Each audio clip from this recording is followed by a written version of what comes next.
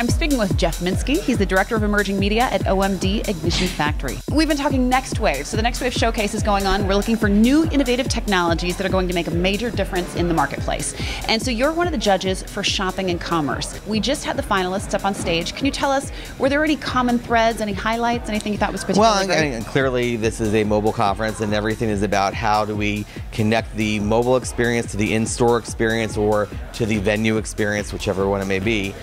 So there was that common thread running around, and there was definitely interesting takes based on the social cause marketing aspects of it, the aspect of can I take some of the friction out of the economy and say, or out of the marketplace to say, hey, here goes some unsold inventory. How can I get at least something for that and monetize that? And I thought that was very interesting.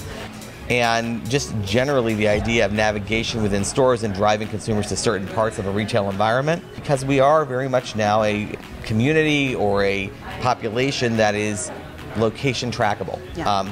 Opt-in, privacy, all that. Respect the consumer being the number one thing that we have to keep in mind. Yeah. But the opportunities for consumers to take advantage of mobile in terms of price comparisons, in terms of learning about new products, and also to a certain extent seeing that they're doing good for their community. Some of the unique things that are going to, over time, become normal behaviors for consumers. Clearly, right now and for the foreseeable future, we're seeing a lot of price comparison. Yes. And I think that is going to be the number one opportunity for consumers, and one of the number one challenges for retailers is to how do you combat the whole showrooming experience? How do you make it viable for large retail environments or small to medium-sized retail environments as well to exist when consumers are now used to checking the price, comparing the price, and saying, well, wait a minute, I can get a better deal by ordering online 5 minutes later on my phone, outside the venue or within the venue. How do we compete with showrooming? I mean, is Amazon the only company that's really benefiting from that, or is there an idea for how companies can take advantage? I think Best Buy just announced this week, I believe, that they were going to match Amazon pricing during the holiday season. Wow. So to a certain extent, that's going to help them, but again, it drives down margin. Yeah. So there is going to be a consumer's benefit, but longer term is really we have to decide, is there value in service? Is there value in seeing the products up front and close? And is that value worth paying maybe a little more from the consumer standpoint?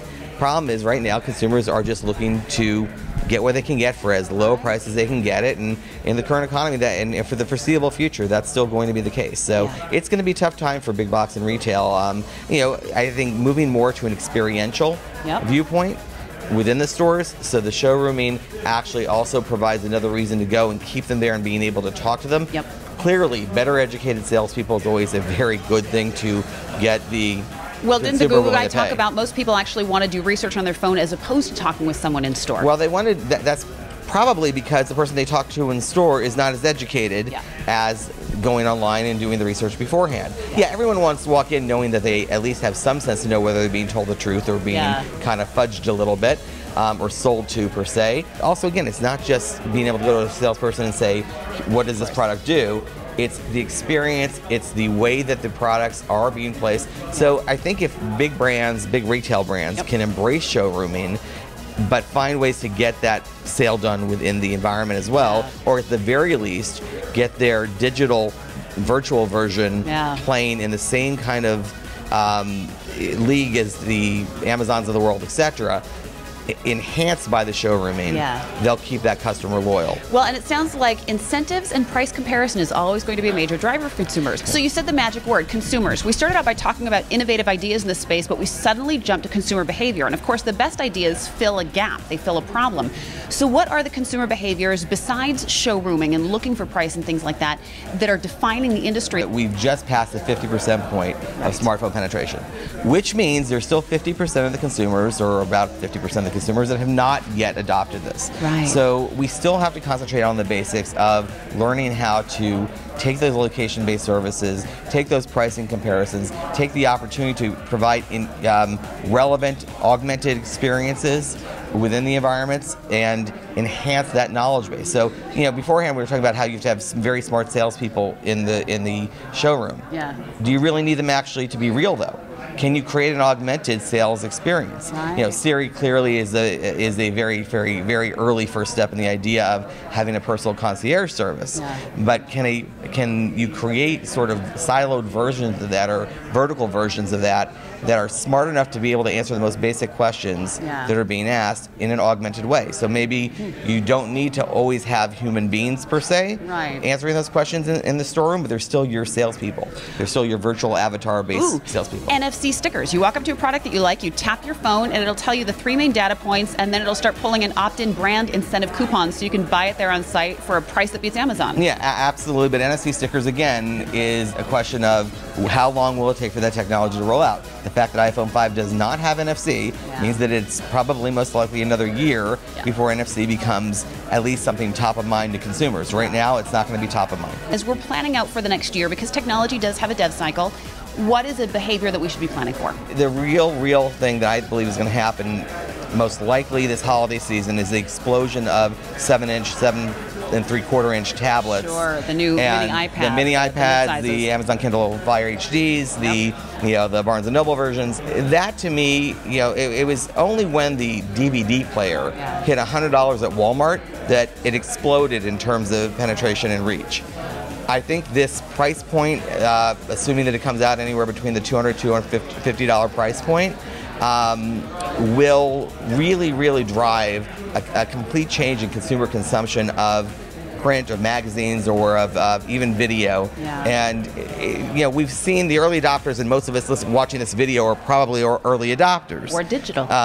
We're digital. And we always forget that no, not everyone has these devices yet.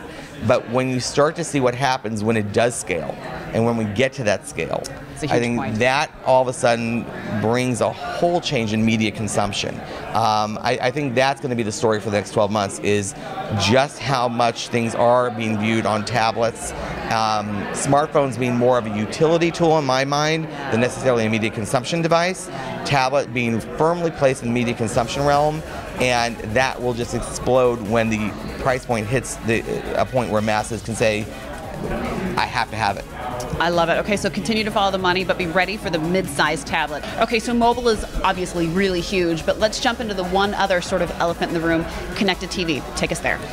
But I think now that we've spent so much time as an industry learning and now starting to delve into mobile and creating mobile strategies, the next thing and what really all the digital revolution has led up to a certain extent is, okay, regardless of how amazing digital has been, and it has been, and it's been 17 years in the making, and how accepted it is now by marketers as a legitimate channel and a legitimate marketing channel, the bulk of advertising dollars still goes to that one big box, or 5 big boxes per household, etc., the television set.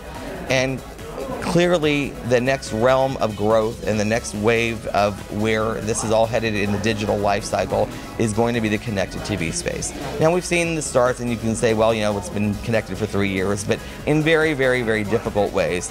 This year was really the first year that you could go out and buy a television set and it had Wi-Fi built in, and it was really a 2-step process that connected to your network. And again, still for the time being, we're at a very early stage where processors are slow. It's not the optimal experience. I expect that to change. I think the next 24 to 48 months is all going to be about the development of this connected TV space and connected TV interfaces. There'll be lots of people trying to get into the connected TV interface space and saying that they've got the most elegant and most navigable, and the one that's going to allow you to find that content better than anyone else.